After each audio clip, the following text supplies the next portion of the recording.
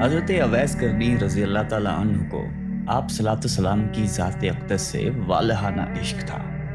یہی وجہ ہے کہ آپ صلی اللہ علیہ وآلہ وسلم فرمایا کرتے تھے کہ یمن کی طرف سے مجھے محبت کی خوشبو آتی ہے کیونکہ وہاں میرا دوست اویس قرنی رہتا ہے۔ آپ نے فرمایا کہ قیامت کے روز حق تعالیٰ 70,000 فرشتے پیدا کریں گے جن کی اشکال خواجہ اویس کرنی کے جیسی ہوگی، اور ان کے جلوس میں خواجہ صاحب کو بہشت کی طرف لے جایا جائے گا۔ ساری کائنات یہ منظر دیکھے گی مگر کوئی شخص پہچان نہیں پائے گا کہ اصل خواجہ کرنی کون ہے۔ اللہ تعالیٰ نے جس طرح دنیا میں ان کو لوگوں سے چھپائے رکھا، اسی طرح روز قیامت کو بھی ان کو غیر کی نگاہوں سے دور اور محفوظ رکھے گا، کیونکہ حق تعالیٰ کا فرمان ہے کہ میرے دوست میری قبا کے نیچے رہتے ہیں اور اسی وجہ سے ان کو کوئی پہچان نہیں سکتا۔ خواجہ اویس کرنی کو ماں سوائے چند ایک صحابہ کرام کے کسی نے بھی نہیں دیکھا۔ حضرت اویس کرنی رضی اللہ تعالیٰ عنہ اسلام آنے سے پہلے ہی اس دنیا میں تشریف لا چکے تھے۔ بچپن میں ہی آپ والد کی شفقت سے محروم ہو گئے، اس لیے ان کو بچپن ہی میں محنت مزدوری کرنا پڑی۔ آپ لوگوں کے اونٹ اجرت پر چرایا کرتے تھے اور اس اجرت سے اپنا اور اپنی ضعیف اور نابینا والدہ کا پیٹ پالا کرتے تھے۔ ان کے علاوہ جو تھوڑی سی رقم بچ جاتی تھی ان کو لوگوں میں تقسیم کر دیا کرتے تھے۔ آپ کی زندگی کے شب و روز اسی طرح گزر رہے تھے کہ یمن تک اسلام کے نام لیوا پیدا ہو گئے۔ جب آپ کو اسلام اور آن حضرت صلی اللہ علیہ وآلہ وسلم کے متعلق خبر ملی تو آپ فوراً اسلام لے آئے۔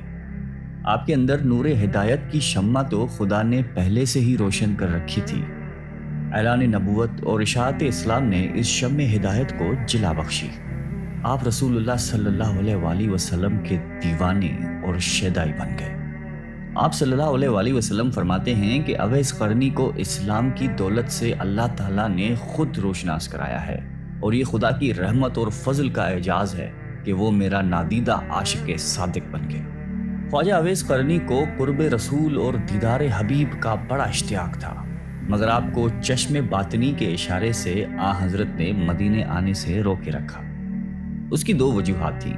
ایک تو خواجہ صاحب کی والدہ ضعیف اور بصارت سے محروم تھی، انہیں اکیلا چھوڑنا ناممکن تھا۔ دوسری، ان پر ہر وقت جذب طاری رہتا تھا، اس وجہ سے آپ صلی اللہ علیہ وآلہ وسلم نے خواجہ صاحب کو حکم دیا کہ آپ ہر وقت میری چشم باطن کے سامنے ہیں، لہٰذا آپ مدینے آنے کی بجائے اپنی والدہ کی خدمت میں ہمتن مصروف رہیں۔ غزوہ احد میں کفار کے حملے سے آپ صلی اللہ علیہ وآلہ وسلم کے 2 دانت شہید ہو گئے۔ تمام مسلمانوں کو اس بات کا بہت صدمہ ہوا، مگر جس عاشق رسول نے اس صدمے کو حقیقی شکل میں محسوس کیا، اس کو دنیا حضرت خواجہ اویس قرنی کے نام سے جانتی ہے۔ آپ فرماتے ہیں کہ مجھے جب معلوم ہوا کہ میرے آقا سردار دو عالم کے 2 دانت مبارک شہید ہو گئے ہیں تو مجھے یہ بالکل معلوم نہ تھا کہ آپ کے کون سے دانت مبارک شہید ہو گئے ہیں، مگر آپ کی موافقت نے مجھے بے چین کر دیا۔ میں نے پہلے ایک دانت توڑا، پھر مجھے خیال ہوا کہ شاید یہ والا دانت نہ ٹوٹا ہو، پھر دوسرا توڑا، پھر تیسرا توڑا۔ غرض یہ کہ جوں جوں جنون موافقت شدت اختیار کرتا گیا، میں دانت توڑتا چلا گیا، حتیٰ کہ سارے دانت توڑ ڈالے۔ اللہ تعالیٰ کو اپنے محبوب کے اس عاشق دلگیر کی یہ ادا بڑی پسند آئی اور اس کے لیے کیلے کا درخت پیدا کیا، کیونکہ ٹوٹے دانتوں کے ساتھ سوائے نرم کیلوں کے اور کوئی چیز کھانا ممکن نہیں تھی۔ صحابہ کرام نے آپ صلی اللہ علیہ وآلہ وسلم سے وقت وصال پوچھا کہ آپ کا خرقہ ہم کس کو دیں؟ آپ نے فرمایا کہ اویس قرنی کو۔ اس مقصد کی بجاوری کے لیے سیدنا حضرت عمر فاروق رضی اللہ تعالیٰ عنہ اور حضرت علی مرتضیٰ کوفہ تشریف لے گئے اور جمعہ نماز کے خطبے میں کہا، مسجد میں نجد سے تعلق رکھنے والے جتنے لوگ ہیں سب کھڑے ہو جائیں۔ چنانچہ اہل نجد کھڑے ہو گئے۔ ان سے پوچھا گیا کہ شہر میں کوئی اویس قرنی نام کا شخص ہے؟ سب نے جواب دیا کہ ہم اویس قرنی سے بالکل شناسا نہیں ہیں۔ ہاں، البتہ ایک دیوانہ ہے جو لوگوں سے بیزار ہو چکا ہے اور ہر وقت ویرانوں میں رہتا ہے اور آبادی کی طرف بالکل نہیں آتا۔ حضرت عمر اور حضرت علی نے کہا کہ وہ کہاں ہے، ہمیں اس سے ملواؤ۔ عرض کی گئی کہ وہ وادی ارنا میں اونٹ چراتا ہے اور رات کو روکھی سوکھی کھا کر سوتا رہتا ہے، کسی سے بات نہیں کرتا۔ وہ کھانا جو ہم لوگ کھاتے ہیں اس کو پسند نہیں کرتا، لوگوں کو خوش دیکھتا ہے تو روتا ہے، اور جب لوگوں کو روتے ہوئے دیکھتا ہے تو خوش ہوتا ہے۔ جب حضرت عمر اور حضرت علی وادی ارنا میں پہنچے تو انہوں نے دیکھا کہ خواجہ اویس قرنی نماز ادا کر رہے ہیں۔ और उनके ऊँटों को फरिश्ते चरा रहे हैं। जब ख्वाजा अवैस नमाज से फारिग हुए तो हज़रत उमर ने आपको अस्सलाम वालेकुम कहा। जवाब मिला वालेकुम अस्सलाम। हज़रत अली ने आपसे नाम पूछा। जवाब दिया कि मेरा नाम अल्लाह का बंदा है। हज़रत उमर ने कहा कि अल्लाह के बंदे तो हम सब हैं, आप अपना ख़ास नाम बताइए। ख्वाजा साहब बोले कि मेरा नाम अवैस है। हज़रत उमर ने उनका हाथ पकड़कर वो निशान देखा जिसके मुतालिक हज़रत सल्लल्लाहु अलैहि वसल्लम ने ज़िक्र फरमाया था कि वो निशान अवैस की शनाख्त की अलामत होगा। हज़रत उमर ने जब वो निशान अलामत ख्वाजा अवैस के हाथ पर देखा तो उनके हाथ को बोसा दिया और कहा कि ए अवैस क़रनी, रसूलुल्लाह सल्लल्लाहु अलैहि वसल्लम ने आपको सलाम भेजा है और साथ ही ये मरका भी इनायत फरमाया है और वसीयत फरमाई है कि आप उम्मत मोहम्मदिया की बख्शिश के लिए दुआ करें। ख्वाजा अवैस करनी ने फरमाया कि ए उमर और अली, आप लोग हज़रत सल्लल्लाहु अलैहि वसल्लम के रफ़ीक़ ख़ास हैं और मुझसे अव्वला हैं। दुआ तो आप लोग करें क्योंकि आपका मर्तबा खुदा की दरबार में बहुत बुलंद है। हज़रत उमर और हज़रत अली यकज़बां होकर बोले, हम तो दुआ करते हैं मगर आप बमूजब वसीयत रसूलुल्लाह सल्लल्लाहु अलैहि वसल्लम उम्मत मुसलमा के लिए दुआ फरमाइए। ख्वाजा अवैस करनी ने फिर कहा कि ए उमर और अली, आप गौर कर लीजिए, शायद मैं वो अवैस ना हूँ, वो कोई और हो जिसका जिक्र महबूब खुदा ने फरमाया हो। हज़रत उमर फ़ारूक ने फरमाया कि ए अवैस, रसूलुल्लाह सल्लल्लाहु अलैहि वसल्लम ने आपके मुतालिक 2 निशान बताए थे और वो दोनों निशान आपके पास मौजूद हैं, लिहाजा हमारी पहचान, शनाख्त और पहुँच बिल्कुल दुरुस्त है। ख्वाजा अवैस ने हज़रत उमर और हज़रत अली से कहा कि लाइए वो खिरका मुझे अता कीजिए ताकि मैं हस्ब हुक्म आका दुआ करूं। जब उनको खिरका दिया गया तो हज़रत उमर और हज़रत अली से कुछ फासले पर चले गए और ज़मीन पर सजदा रेज़ होकर बारगाह इलाही में अर्ज़ की कि ए खुदावंदे आलम, मैं उस वक्त तक ये खिरका न पहनूंगा जब तक तू सरकार दो आलम की सारी उम्मत को मेरी सिफारिश पर बख्शिश न दे देगा, क्योंकि पैगंबर इस्लाम ने ये मरका मुझे अता किया है और फ़ारूक और मुर्तज़ा ने मुझ तक पहुँचाने के फ़राइज़ अंजाम दिए हैं। अब तेरा काम है, तू मेरी दुआ सुन ले और कबूल कर ले। अल्लाह ताला ने फरमाया कि अवैस, हमने तेरी दुआ की बरकत से चंद लोगों को तेरी सिफारिश पर बख्श दिया है। आपने फिर अर्ज़ की, या बारी ताला, जब तक तू सबको नहीं बख्शेगा मैं ये खिरका नहीं पहनूंगा। निदा आई, मैंने कई हज़ार फ़र्द बख्श दिए। अर्ज़ की, मौला, मैं सबको बख्शवाना चाहता हूँ। अभी ये कह सुन चल रही थी कि हज़रत उमर और हज़रत अली आपके करीब चले गए। आप दोनों को ख्वाजा अवैस करनी ने कहा कि आप लोग यहाँ क्यों आ गए हैं? मेरा और खुदा का सिलसिला जारी था। आप लोगों की आमद न होती तो मैंने उस वक्त तक ये खिरका नहीं पहनना था जब तक अपने आका की सारी उम्मत को न बख्शवा लेता, और मुझे पूरा यकीन था कि हक़ ताला ने मेरी सिफारिश पर हुजूर सल्लल्लाहु अलैहि वसल्लम की उम्मत के हर फर्द को बख्श देना था। मशहूर सहाबी हज़रत रब्बी रज़ी अल्लाह ताला अन्हु कहते हैं कि जब मैं ख्वाजा अवैस करनी की ज़ियारत को गया तो मैंने उन्हें फजर की नमाज में मशगूल पाया। नमाज से फारिग हुए तो अपने दुरूद व वज़ाइफ में मसरूफ़ हो गए, यहाँ तक कि ज़ोहर का वक्त आ गया। फिर ये कि बाद दीगर तमाम नमाज़ों और ज़िक्र इलाही में ऐसे मगन हुए कि सारी रात गुजर गई। मैं उनका बगौर मुशाहिदा करता रहा। इस तरह 3 दिन गुजर गए। मैंने देखा और हैरान रह गया कि इन 3 दिन और रातों में हज़रत ने न कुछ खाया न पिया, बल्कि इबादत में मशगूल रहे और लम्हा भर के लिए भी आराम नहीं किया। चौथी रात आप थोड़ी देर के लिए सोए और कुछ खाना भी खाया। फिर इस्तग़फ़ार करने लगे कि या इलाही, मैं तुझसे पनाह मांगता हूँ, मैं नींद और भूख के गलबे में मुब्तला हो गया। हज़रत रब्बी कहते हैं कि ख्वाजा अवैस करनी ने रातों की तकसीम की हुई थी। एक रात में सजदा करते तो पूरी रात सजदे में ही गुजार देते, और अगर रुकू करते तो शब भर रुकू की हालत में रहते। किसी रात को क़याम में ही बसर करते। ग़रज़ ये कि हर रात को दूसरी रात की तरह जिंदा रखते थे। ख्वाजा अवैस करनी रज़ी अल्लाह ताला अन्हु को हज़रत उमर ने पैगाम भेजा कि अगर आपकी इजाज़त हो तो कूफा के गवर्नर को लिखूं कि वो आपका ख़ास ख्याल रखे। ख्वाजा साहब ने जवाब दिया कि मैं खुसूसियत के साथ ज़िंदगी बसर करने के सख्त खिलाफ हूँ। मेरा हाथ हाजत रवा के हाथ में है। मुझे तो बस याद इलाही से ग़रज़ है, वो मैं कर रहा हूँ और कोई चीज़ दरकार नहीं। उसके बाद आपने कूफा भी छोड़ दिया और किसी और इलाके में निकल गए जहां आपको कोई तलाश न कर सके।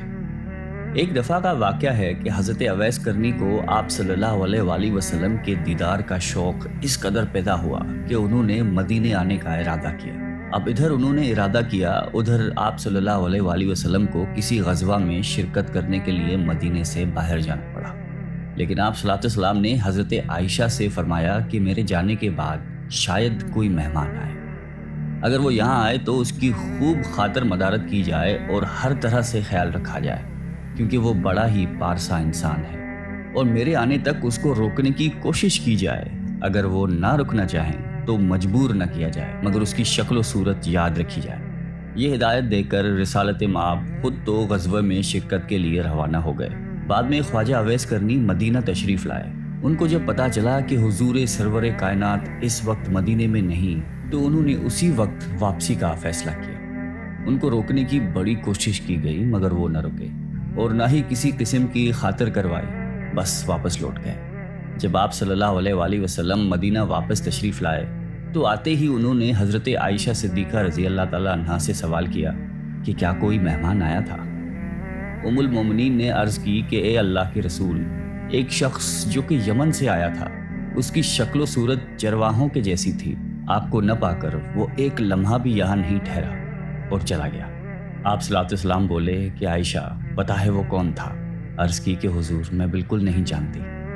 فرمایا کہ وہ اویس قرنی تھا، جو میرے دیدار کے لیے یہاں آیا تھا اور دیدار کی حسرت دل ہی میں لے کر واپس چلا گیا، اور وہ ٹھہر بھی نہیں سکتا تھا کیونکہ اس کی ایک والدہ ہے جو بوڑھی ہے اور آنکھوں سے معذور ہے، اور اس کی دیکھ بھال کرنے والا کوئی نہیں ہے، اس لیے اس کو ہر حال میں واپس جانا تھا۔ اور یہ وہ شخص ہے جو کہ خدا اور اس کے رسول کا سچا چاہنے والا ہے، جس کو صرف ذکر الہی سے غرض ہے اور وہ کسی چیز سے نہ مرعوب ہے نہ متاثر۔ اویس قرنی میرا عاشق ہے اور اللہ اسے محبت کرتا ہے۔ حضرت عائشہ نے جب یہ باتیں سنی تو اس کو خواجہ اویس قرنی کے مقام پر رشک آنے لگا اور فرمانے لگی کہ اے خدا کے حبیب، وہ شخص واقعی کس قدر عظیم ہوگا جس کے زہد و تقوی اور عبادت و ریاضت کی تعریف خدا اور اس کا محبوب کرے۔ مشہور تابعی حضرت حرم بن حیان رضی اللہ تعالیٰ عنہ کی ایک بار خواجہ اویس قرنی رضی اللہ تعالیٰ عنہ سے ملاقات ہوئی۔ وہ اپنی ملاقات کچھ اس طرح بیان کرتے ہیں۔ خواجہ اویس کرنی کوفہ میں مقیم تھے۔ میں نے آپ کی تعریف سنی، ملاقات کا شوق غالب ہوا اور میں ان کی زیارت کے لیے کوفہ پہنچا۔ لوگوں نے بتایا کہ وہ دریائے فرات پر ملیں گے۔ فرات کے کنارے پر پہنچا تو دیکھا کہ ایک شخص تنہا بیٹھا دوپہر کے وقت وضو کر رہا تھا اور کپڑے دھو رہا تھا۔ میں اویس کرنی کے اوصاف سن چکا تھا، اس لیے فوراً ہی پہچان گیا۔ ان کا جسم فربا اور رنگ گندمی تھا، سر منڈا ہوا تھا اور داڑھی گھنی تھی، بدن پر بہت بال تھے اور چہرہ بہت بڑا اور محیب تھا۔ صوف کا پاجامہ پہنے ہوئے تھے اور صوف ہی کی ایک چادر جسم پر تھی۔ میں نے قریب پہنچ کر سلام کیا۔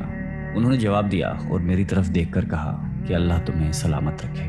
پھر میں نے مصافحے کے لیے ہاتھ بڑھایا، لیکن انہوں نے مصافحہ کرنے سے گریز کیا اور اپنے پہلے الفاظ دہرائے کہ اللہ تمہیں سلامت رکھے۔ مجھے ان کی حالت پر بڑا ترس آیا اور میری آنکھوں سے آنسو بہنے لگے۔ جب میں نے رقت بھرے لہجے میں کہا کہ اویس، خدا تم پر رحمت کرے اور تمہاری مغفرت فرمائے، تو وہ بھی رونے لگے اور مجھ سے مخاطب ہو کر فرمایا کہ حرم بن حیان، خدا تم پر رحم کرے میرے بھائی، تمہارا کیا حال ہے؟ تمہیں میرا نام و پتہ کس نے بتایا؟ میں نے عرض کیا کہ خدا نے۔ مگر اے اویس، یہ تو بتاؤ کہ تمہیں میرا اور میرے باپ کا نام کیسے معلوم ہوا؟ اس سے پہلے نہ میں نے تمہیں دیکھا ہے نہ تم نے مجھے۔ حضرت اویس نے جواب دیا کہ تمہارا نام مجھے اس نے بتایا ہے جس کے علم و خبر سے کوئی چیز باہر نہیں۔ میری روح نے تمہاری روح کی طرف توجہ کی اور میرے روح نے تمہاری روح کو پہچان لیا۔ مومن کی روحیں ایک دوسرے کو پہچان لیتی ہیں۔ میں نے عرض کی کہ رسول اللہ صلی اللہ علیہ وآلہ وسلم کی کوئی حدیث مبارک سنائیے تاکہ میں اسے یاد کر لوں۔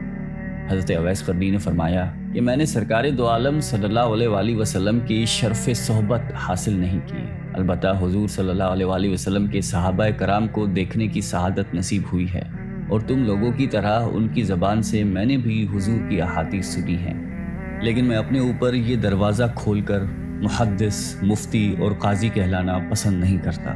مجھے خود اپنے نفس کے بہت سے کام ہیں۔ یہ کہہ کر وہ میرا ہاتھ پکڑ کر رونے لگے۔ میں نے درخواست کی کہ پھر قرآن حکیم کی ہی کچھ آیات سنا دیجیے۔ میرے دل میں آپ کی زبان سے قرآن سننے کا بے حد اشتیاق ہے۔ میری آپ سے محبت اور عقیدت خدا کے لیے ہے۔ میرے لیے دعا فرمائیے اور کچھ وصیتیں کیجیے۔ میری درخواست سن کر اویس رضی اللہ تعالیٰ عنہ نے اعوذ باللہ من الشیطان الرجیم پڑھا اور چیخ مار کر رونے لگے۔ پھر فرمایا میرے رب کا ذکر بلند ہے، اس کا قول سب سے سچا ہے، اس کا کلام سب سے اچھا ہے۔ یہ کہہ کر انہوں نے ان آیات کی تلاوت کی۔ حامیم والکتاب المبین انا انزلناہ فی لیلۃ مبارکۃ انا کنا منذرین هو العزیز الرحیم تک پڑھ کر چیخ ماری اور بے ہوش ہو گئے۔ ہوش میں آئے تو فرمایا حرم بن حیان تمہارا باپ مر گیا، ان قریب تم کو بھی مرنا ہے، کیا خبر جنت میں جائیں یا دوزخ میں۔ ابن حیان آدم فوت ہو گئے، حوا فوت ہو گئی۔ ابن حیان نوح اور ابراہیم خلیل اللہ فوت ہو گئے۔ ابن حیان موسیٰ اور داؤد فوت ہو گئے۔ ابن حیان محمد رسول اللہ فوت ہو گئے۔ ابو بکر صدیق فوت ہو گئے۔ ابن حیان میرے بھائی عمر بن خطاب فوت ہو گئے۔ اور یہ کہہ کر انہوں نے مغفرت کی دعا کی۔ اس وقت تک حضرت عمر فاروق رضی اللہ تعالیٰ عنہ زندہ تھے، اس لیے میں نے کہا کہ خدا آپ پر رحم کرے، عمر خطاب رضی اللہ تعالیٰ تو ابھی فوت نہیں ہوئے۔ فرمایا ہاں، جو کچھ میں نے کہا ہے اگر تم اس کو سمجھو تو خود جان جاؤ گے کہ میں اور تم بھی مردہ ہیں، ہونے والی بات ہو چکی ہے۔ اس کے بعد حضرت اویس کرنی رضی اللہ تعالیٰ عنہ نے سرکار دو عالم صلی اللہ علیہ وآلہ وسلم پر درود بھیجا، پھر کچھ اور دعائیں پڑھی اور فرمایا کہ حرم بن حیان، میری وصیت یہ ہے کہ کتاب اللہ کو مضبوطی سے پکڑو، اہل اللہ کی صحبت اختیار کرو اور نبی کرم صلی اللہ علیہ وآلہ وسلم پر ہمیشہ درود و سلام بھیجتے رہو۔ میں نے اپنی اور تمہاری موت کی خبر دے دی، آئندہ کسی ساعت موت سے غافل نہ رہنا، واپس جا کر اپنی قوم کو بھی نصیحت کرنا اور ڈرنا۔ خبردار، جماعت کا ساتھ کبھی نہ چھوڑنا ورنہ بے دین ہو جاؤ گے اور قیامت میں آتش دوزخ کا ایندھن بننا پڑے گا۔ پھر انہوں نے دعا کی کہ الہی، یہ شخص کہتا ہے کہ اس کو تیرے لیے مجھ سے محبت ہے اور اس نے تیرے ہی لیے مجھ سے ملاقات کی، اس لیے خدا مجھے توفیق دے کہ میں جنت میں اس کا چہرہ پہچان جاؤں اور دارالاسلام میں میری اس کی ملاقات ہو۔ وہ دنیا میں جہاں کہیں بھی ہے اس کو اپنے حفظ و امان میں رکھنا، اس کو قناعت عطا کر اس کو اپنی نعمتوں کا شکر گزار بنا اور اس کو جزائے خیر دے۔ دعا کے بعد اویس قرنی نے مجھ سے فرمایا کہ اے حرم بن حیان، اب میں تجھے اللہ کے سپرد کرتا ہوں، آج کے بعد میں تم کو نہیں دیکھوں گا، مجھے شہرت پسند نہیں ہے، گوشہ خلوت ہی میرا رفیق ہے، آئندہ مجھے تلاش کرنے کی کوشش مت کرنا، مجھے ڈھونڈنے میں تم کامیاب نہیں ہو سکو گے، میں تمہیں ہمیشہ یاد رکھوں گا اور تم مجھے یاد رکھنا، میرے لیے دعائے خیر کرتے رہنا۔ اچھا، السلام علیکم ورحمۃ اللہ۔ یہ کہہ کر وہ ایک سمت کو چلے گئے۔ اس کے بعد میں نے ان کو بہت تلاش کیا لیکن کسی سے ان کے بارے میں کچھ معلوم نہیں ہو سکا، البتہ کوئی ہفتہ ایسا نہیں جاتا جس میں ان کو ایک یا دو بار خواب میں نہ دیکھوں۔ اللہ تعالیٰ اویس قرنی پر رحمت نازل فرمائے اور ان کی مغفرت فرمائے، آمین۔